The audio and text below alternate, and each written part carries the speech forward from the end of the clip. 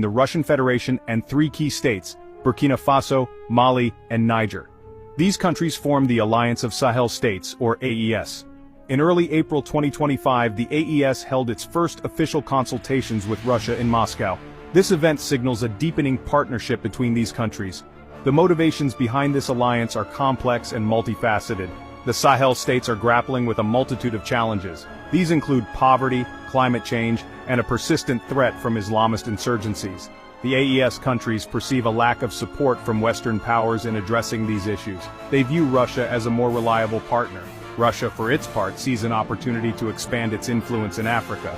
The Sahel, rich in natural resources, is a strategically important region.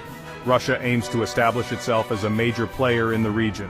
This burgeoning partnership is already having significant effects. Russia has increased its military presence in the Sahel. It has deployed military advisors and private military companies. Russia is also providing arms and training to the AES countries. This support is bolstering the AES's ability to combat the ongoing insurgency. However, it also raises concerns about human rights abuses. Russia's growing influence in the Sahel comes at a time when Western influence is waning. France, the former colonial power in the region, has withdrawn its forces from Mali. This follows the conclusion of its Operation Barkhane in 2022. The United States, while still engaged in counterterrorism efforts, has reduced its military footprint. This has created a vacuum that Russia has been quick to fill. Russia's strategy in the Sahel is multifaceted. It exploits existing anti-Western sentiment often rooted in the legacy of colonialism. Russian media outlets spread disinformation and propaganda. This further undermines Western credibility. Russia also offers economic incentives such as mining deals and infrastructure projects. This helps to secure the loyalty of the AES governments. Russia's most powerful tool is arguably its military support.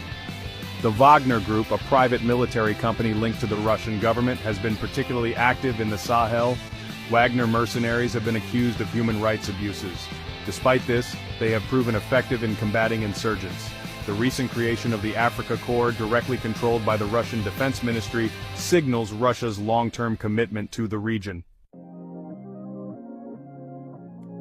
The AES, for its part, is pursuing a more assertive foreign policy.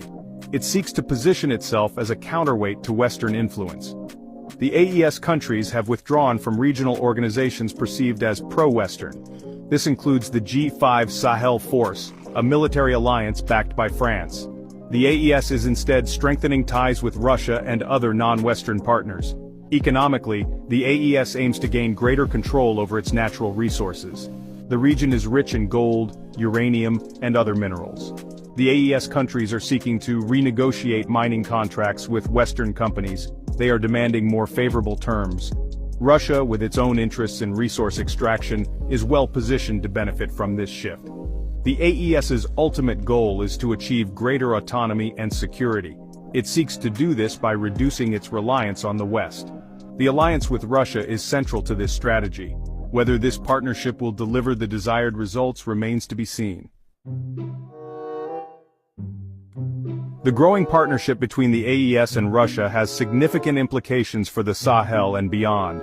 It marks a shift in the geopolitical landscape of Africa. Western powers are increasingly concerned about Russia's growing influence. They fear that Russia's involvement will further destabilize the region.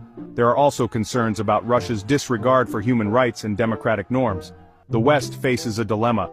Direct confrontation with Russia risks escalating tensions. However, inaction could allow Russia to consolidate its gains and further undermine Western interests. The US, in particular, is seeking ways to counter Russia's influence. This includes providing security assistance to regional partners and promoting good governance. The partnership between the AES and Russia is not without its challenges. Russia's own economic woes and its ongoing war in Ukraine could limit its ability to provide sustained support to the AES.